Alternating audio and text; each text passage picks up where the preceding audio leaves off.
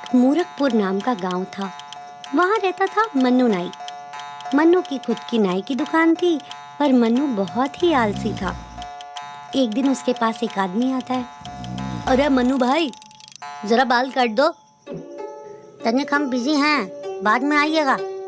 अरे तुम तो सो ही रहे हो, कहाँ हो बिजी? अरे कहाँ ना, बिजी हैं, बाद में आइएगा, जाइए यहाँ से। एक दिन मन्नू की पत्नी दुकान पर आई और उसने देखा कि हमेशा की तरह मन्नू सो रहा है। सुनो भैया, जरा बाल काट दोगे? हम तनिक बिजी हैं, जरा बाद में आइएगा। क्या बिजी बिजी लगा रखी है, सारे दिन सोते रहते हो, उठो और जाओ यहाँ से। अरे अरे भगवान, मार क्यों रही हो? अरे अरे ये क्या कर रही हो? मैं जाता हूँ, छोड़ो। अरे रुको, निकलो यहाँ से, और जब तक कुछ पैसे कमा कर नहीं लाते घर मत लौटना। बड़े आए बिजी वाले। हाँ। मन्नू ने अपना सामान उठा लिया और वो चल पड़ा। गांव से कुछ दूर जंगल में जब वो पहुंचा तो अपने आलसी स्वभाव के कारण उसने जंगल में कुछ देर आराम करने के बारे में सोचा। मन्नू एक पेड़ के नीचे आराम कर ही रहा था, तभी वहाँ अचानक एक राक्षस आ गया और आके मन्नू के सामने खड़ा हो गया।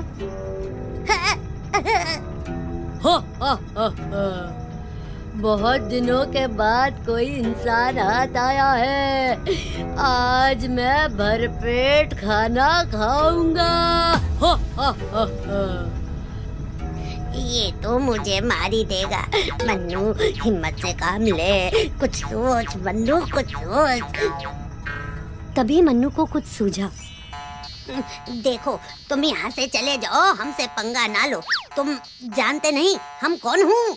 तुम एक इंसान हो और मैं तुम्हें खाने वाला हूँ। हम कोई सामान्य इंसान नहीं है, हम तुम्हारे जैसे राक्षसों की आत्मा पकड़ते हैं। आत्मा? अभी तक हमने 99 राक्षसों की आत्मा पकड़ी है और अब तुम्हारी पकड़ के पूरे हो जाएंगे 100। ये कैसे मुमकिन है? अभी दिखाता हूँ। अक्कड़ बक्कड़ बम्बे वो, राक्षस की आत्मा वश में हो। अक्कड़ बक्कड़ बम्बे वो, राक्षस की आत्मा वश में हो। ऐसा बोल मन्नू अपनी थैली से अपना आईना बाहर निकालता है और राक्षस को दिखाता है। राक्षस खुद की परछाई को अपनी आत्मा समझ लेता है और डर जाता है। मुझे माफ कर दो, मुझे माफ कर दो, मैं चला जाऊंगा, कृपया करके मेरी आत्मा मुझको लौटा दो। मैंने तो पहले ही कहा था। बताओ अब कौन हुआ ताकतवर? भाई जी प्लीज हमें माफ कर दीजिए, मैं आपको जो चाहिए वो दूंगा, प्लीज हमारी आत्मा को छोड़ दीजिए। ऐसे कैसे जाने दूं? तुम्हारी आत्मा को पकड़ के हम इसे पंडित को दे देंगे, वो हमको बदले में 500 सोने के सिक्के देंगे। बस 500 में? मैं तो आपको पूरा का पूरा खजाना दे सकता हूँ। ये देखिए, इस पेड़ के नीचे बहुत सारा खजाना गड़ा हुआ है। अरे लेकिन इस खजाने को यहाँ से निकालेगा कौन? मैं निकालूंगा, आप जरा रुकिए। ये लीजिए आपका खजाना, आप सब ले जाइए। ये तो ठीक है, लेकिन ये बताओ कि इतना खजाना मैं अपने घर ले जाऊंगा कैसे? मैं ये खजाना आपके साथ आपके घर पहुंचा दूंगा। ठीक है।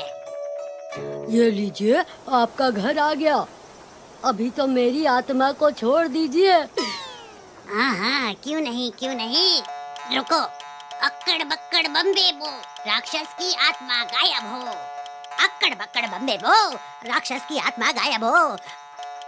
और इस बार मन्नू ने अपने आईने की दूसरी बाजू की ओर राक्षस को दिखाया।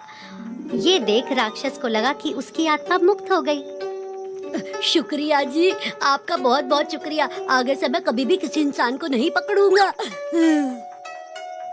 हाँ, नहीं तो याद रखना, मैं तुम्हारी आत्मा को फिर से पकड़ लूंगा। और ऐसा कहते ही राक्षस दुम दबा के वहाँ से उड़न छू हो गया। तो बच्चों, इस कहानी से हमें क्या सीख मिली? यही कि हमें बिल्कुल आलसी नहीं होना चाहिए और मुश्किल समय में समझदारी से काम लेना चाहिए। इन छोटे मोटे प्रोग्रामों से कितना कमा लेते हो?